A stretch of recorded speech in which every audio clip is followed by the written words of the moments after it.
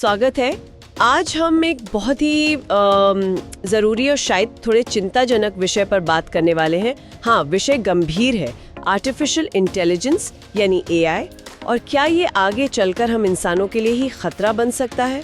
और देखिए, ये बात को यूं ही नहीं कह रहा, ये चेतावनी आ रही है जेफरी हिंटन से।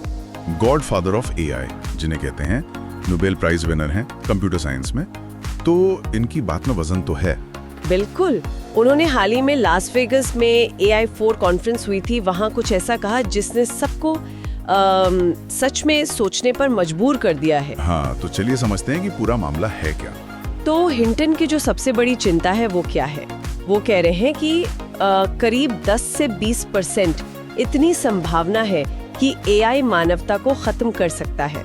10 से 20%, ये कोई छोटा नंबर नहीं है, और ये किसी फिलोसोफर का अंदाजा नहीं, ये एक ऐसे साइंटिस्ट का कैलकुलेशन है जिसने अपनी पूरी जिंदगी डीप लर्निंग और न्यूरल नेटवर्क्स पर काम किया है। वही तकनीकें जो AI को सोचने समझने की ताकत देती हैं।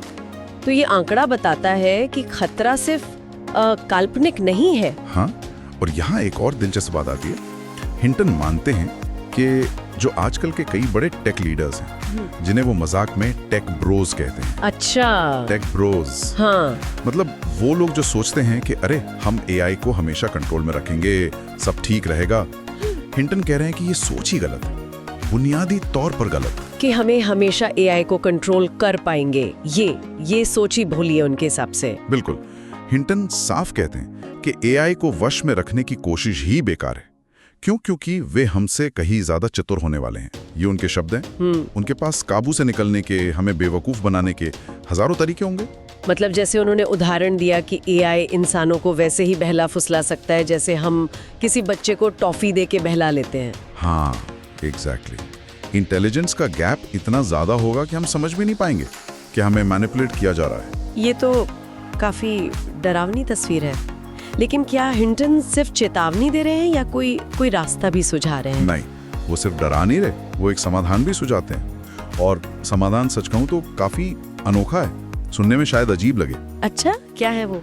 उनका प्रस्ताव है कि एआई मॉडल्स के अंदर मातृत्व प्रवृत्ति डाली जाए, मतलब maternal instincts. Maternal instincts AI में?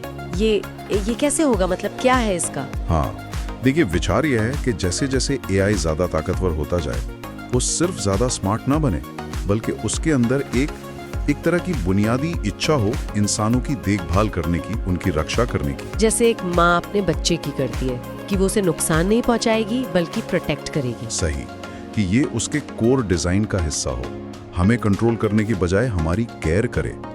लेकिन अब सवाल ये उठता है। हाँ, यही मैं सोच रही थी, क्या ये मुमकिन भी है? क्या हम भावनाएं, केयर, सहानुभूति, क्या इनको कोड किया जा सकता है? क्या ये इंजीनियरिंग की प्रॉब्लम है जिसे सॉल्व किया जा सकता है? यही सबसे बड़ा सवाल है। ये सिर्फ एक टेक्निकल चुनौती नहीं है, ये एक बहुत गहरा फिलोसॉफिकल सवाल भी है। क्या हम सच में अच्छा एआई बना सकते हैं? तो मतलब हम एक मोड़ पे खड़े हैं। एक तरफ हिंटन जैसे एक्सपर्ट की चेतावनी है कि रास्ता खतरनाक हो सकता है, दूसरी तरफ ये आइडिया कि एआई को सिर्फ स्मार्ट नहीं बल्कि दयालु या केयरिंग बनाया जाए। बिल्कुल, क्या हम ऐसा एआई बना पाएंगे जो सच में हमारी परवाह करे, या फिर हम अनजाने में एक ऐसी शक्ति बना रहे हैं जो आखिरकार हमसे ही आगे निकल जाएगी, हमें ही पीछे छोड़ देगी? तो हमने आज जेफरी हिंटन की इस गंभीर चेतावनी और उनके इस अनोखे सुझाव, मातृत्व प्रवृत्ति वाले सुझाव पर बात की। ये बहस एआई के भविष्य के लिए बहुत बहुत अहम है। हाँ, और ये सोचना जरूरी है कि हम किस तरह का भविष्य चाहते हैं और उसे बनाने के लिए क्या कदम उठाने होंगे। और जाते जाते एक सवाल सबके लिए छोड़ जाते हैं। अगर मान लीजिए एआई में वाकई मातृत्व प्रवृत्ति जैसी कोई चीज बनाई जा सकती है, तो इसका हमारी अपनी समझ, बुद्धिमत्ता और भावना की प्रकृति के बारे में क्या मतलब निकलता है? क्या चेतना, देखभाल, ये सब सिर्फ इंजीनियरिंग की समस्याएं हैं जिन्हें हल किया जा सकता है? सोचिएगा जरूर।